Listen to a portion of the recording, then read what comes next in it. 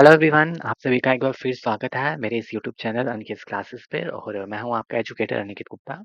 मैं उम्मीद करता हूं आप सभी बढ़िया होंगे, एकदम अच्छे होंगे। और जैसे कि आप सभी लोग जानते हैं कि जो गेट 2025 का जो एग्जाम होने वाला है हमारे नेक्स्ट ईयर में 2025, उसके एग्जाम डेट्स तो कुछ दिन पहले आ चुके थे।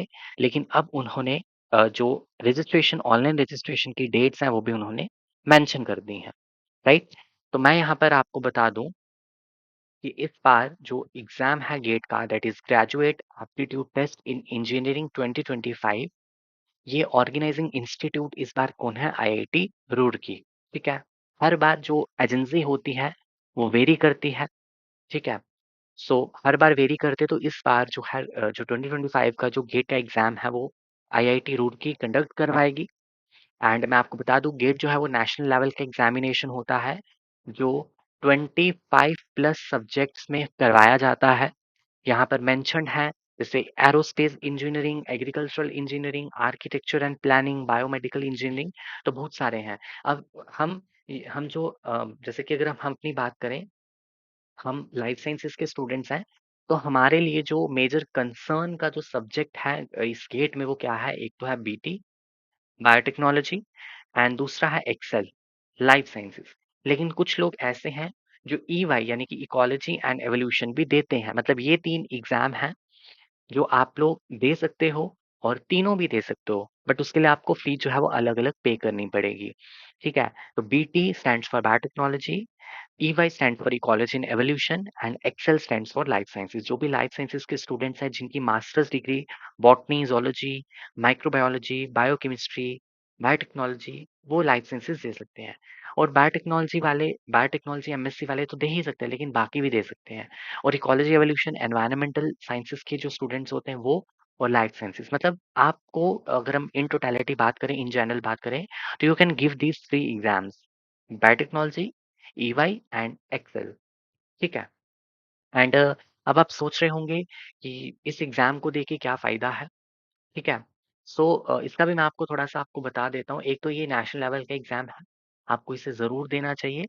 ठीक है। एक तो क्या है, ये नेशनल लेवल, अगर आप इसे क्वालिफाई कर देते हो तो एक तो आपके सीवी में एक अच्छा जो है बन जाता है कि आपने एक नेशनल लेवल का एग्जाम क्वालिफाई किया है। और दूसरा, जो भी आईआईटीज होते हैं, आईआईटीज में अगर आप रिसर्च करना चाहते हैं तो उसके लिए आपको गेट जो है वो मांगते हैं। ठीक है। आपको गेट को अच्छे से क्वालिफाई करना है, उसमें अच्छा स्कोर लाना है, आपको अच्छी रैंक लानी है। ठीक है। 100 के नीचे अगर आपकी रैंक है या 50 के नीचे आपकी रैंक है, तो आपको बहुत अच्छे चांसेस हो जाते हैं आईआईटी में रिसर्च के। ठीक है, पीएचडी के। तो वो भी एक एक वे है जिसके थ्रू आप आईआईटीज में अपना रिसर्च कर सकते हो। ठीक है। सो गेट को देना बहुत इंपॉर्टेंट है और आपको जरूर देना चाहिए। ठीक है। सो मैं यहाँ पर बता दूं, सबसे पहले तो बहुत अच्छी एक स्पेशलिटी इनकी ये है कि ये हर एक चीज आपको पहले से इंटीमेट कर देंगे। एग्जाम डेट, आपका एग्जाम किस दिन होगा, आंसर की किस दिन आएगी, उसके बाद आपका रिजल्ट कब आएगा, everything they have already mentioned. तो जैसे इन्होंने बताया है, एग्जाम आपका 1 फेब को होगा, 2 फेब को होगा, 15th और 16th फेब को। मतलब 4 डेट्स इन्होंने मेंशन की है। और एज पर योर सब्जेक्ट आप अपना इसमें देख सकते हो कि आपका किस दिन है, वो आपको बाद में पता चलेगा।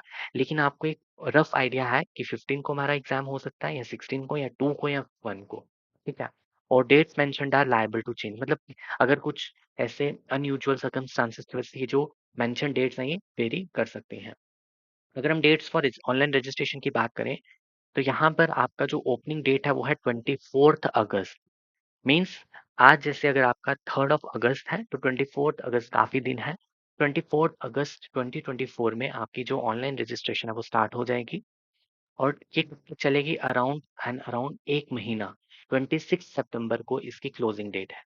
26 मतलब 24th अगस्त को आपका फॉर्म फिलिंग स्टार्ट है, स्टार्ट डेट। और जो लास्ट डेट है कि वो है 26 सितंबर। ठीक है। अब एक्सटेंडेड भी होती है, एक्सटेंड कर दी जाती है 7 अक्टूबर तक, विद लेट फी। अगर आप इस दौरान, इस महीने के दौरान अगर आप फिल नहीं कर पाते फॉर्म, तो आप 7 अक्टूबर तक भी फिल कर सकते हो, लेकिन उसके लिए आपको एक अलग से लेट फी का जो है वो आपको भरनी पड़ती है। ठीक है।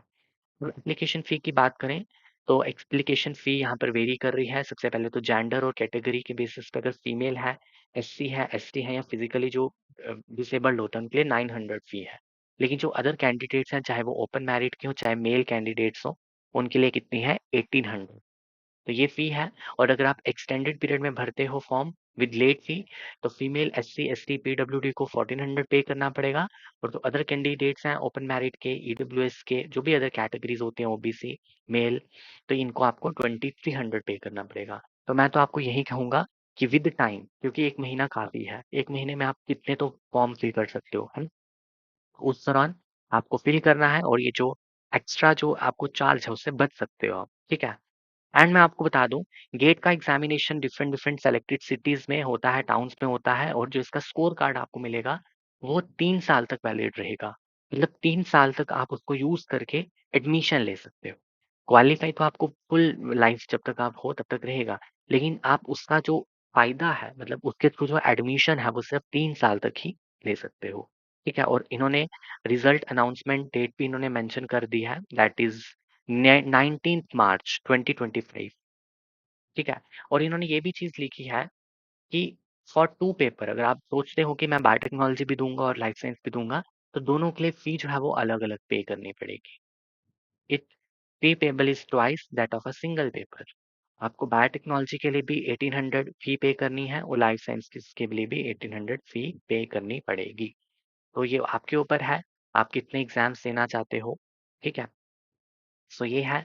अब मैं आपको थोड़ा-सा बता दूँ हमारी जो कैटेगरी है लाइफ साइंसेज़ की, इसके लिए मैं आपको बता दूँ लाइफ साइंसेज़ की, जिसे हम एक्सेल से यहाँ पर कोड है इसका। इसमें मैं आपको बता दूँ टोटल आपको सेक्शंस होती हैं। सबसे पहली सेक्शन होती है जनरल एप्टीट्यूड की। मैंने ऑलरेडी इसके ऊपर एक लेक्चर लिया है, मैं आपको लिंक डिस्क्रिप्शन बॉक्स में दे दूँगा। किस तरीके से आपने उसको अटेम्प्ट करना है, क्या सिलेबस है, कैसे आपकी स्ट्रैटेजी होनी चाहिए एग्जाम को टारगेट करने की, उसके लिए मैं जो लिंक है उस वीडियो की डिस्क्रिप्शन बॉक्स में दे दूंगा, वहां से पढ़ सकते हो। टोटल सेकंड सेक्शन है केमिस्ट्री सेक्शन। केमिस्ट्री सेक्शन ये आपको, ये कंपलसरी सेक्शन होती है, दोनों की दोनों कंपलसरी है, आपको इसमें कोई चॉइस नहीं होती, कंपलसरी है। देन थर्ड सेक्शन होती है subject related. Subject related, it is further categorised into 5 categories या 5 sections.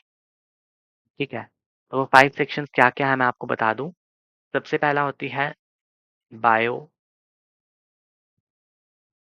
Chemistry, botany, zoology, microbiology and food technology. ठीक है, अब इन 5 में से only 2 sections you have to attempt, कोई भी दो, एनी टू। ठीक है, आप कुछ भी यहाँ पर अटेम्प्ट कर सकते हो। अगर आपको बायोकेमिस्ट्री करनी है या बॉटनी, मतलब कोई दो करनी है, ठीक है, तो यहाँ पर आप इन 5 में से कोई 2 सेक्शंस अटेम्प्ट कर सकते हो एज पर योर प्रेपरेशन। ठीक है, और ये एग्जाम फॉर्म फिलिंग के दौरान आपने कुछ भी सेलेक्ट नहीं करना है। ये आपने वहां जाकर, जब आप एग्जाम सेंटर में बैठोगे, वहां जाकर आपको सेलेक्ट करना है। तो that means you have a full freedom कि आप प्रिपेयर कुछ भी करके जाओ, बट वही करके जाओ जो 2 आप अटेम्प्ट करने वाले हो। ऐसा नहीं कि आप 4 करके जाओ और बोलो मैं वहां पे चॉइस कर लूंगा या कर लूंगी, वो आपके लिए अच्छा नहीं रहेगा। इसलिए अच्छे से कोई 2 सेक्शंस प्रिपेयर करो, बॉटनी एंड जोलॉजी। मैं आपकी इसकी तैयारी में हेल्प ज़रूर करूँगा, मैं बहुत सारे लेक्चर्स इसके ऊपर लेकर आऊँगा। और बहुत सिंपल है, आपको ज़्यादा डिटेल्स में नहीं जाना होता, बिल्कुल बेसिक नॉलेज पे आपने फोकस करना है in order to crack the GATE examination. तो केमिस्ट्री सेक्शन कंपलसरी है, एप्टीट्यूड की सेक्शन कंपलसरी है, लेकिन बाकियों में से आपको कोई 2 सेक्शंस अटेम्प्ट करनी है। ठीक है, और टोटल मार्क्स यहाँ पर कितने होते हैं 100 मार्क्स। और अगर आप इस 100 मार्क्स से 70 60 से 70 में स्कोर कर देते हो ना, तो बहुत बहुत ही बेहतर है। 60 से ऊपर बस। ठीक है, और इसका कट ऑफ भी बहुत लो जाता है, लेकिन आपने उस पे फोकस नहीं करना है, आपने मैक्सिमम मार्क्स को एक्वायर करने की कोशिश करनी है। ठीक है, तो ये है आपका गेट के लिए। और मैं आपको दोबारा बता दूं, 24 अगस्त से आपके फॉर्म स्टार्ट हो जाएंगे। और 26 सितंबर जो है वो इसकी लास्ट डेट है। ठीक है, तो इस पे फोकस करना है आप लोगों ने, इस चीज पे। और जैसे आपका 24 अगस्त आता है तो स्टार्टिंग में ही फॉर्म को फिल कर लो, ठीक है, सो दैट आप बिल्कुल फ्री हो जाओ और आपका जो फोकस है पूरा किसके ऊपर चला जाए, अपनी प्रेपरेशन के लिए चला जाए। और आप यहाँ पर सितंबर से लेकर फेब तक पढ़ सकते हो अच्छे से। These 5 to 6 months are more than enough. ठीक है, और मीनवाइल आपको पता है दिसंबर में आपका CSIR होने वाला है, जून वाला तो हो गया है CSIR 2024, तो आप उसके लिए भी प्रिपेयर कर सकते हो मीनवाइल, क्योंकि सिलेबस कॉमन है। ठीक है, तो CSIR के लिए भी दीजिए और उसके बाद आप लोग गेट के एग्जाम फेब में दे दोगे। ठीक है, so wish you all the very best. I hope जो भी मैंने आपको चीजें बताने की कोशिश की है वो आपको अच्छे से समझ आ गई होगी। एंड अब मिलते हैं फर्दर किसी और लेक्चर में, जहां पर मैं आपके साथ जो तैयारी है उसको डिस्कस करूंगा, तैयारी आपको कैसे स्टार्ट करनी है, और हम बॉटनी से स्टार्ट करेंगे। ठीक है, so take care everyone, all the very best, have a nice day, bye.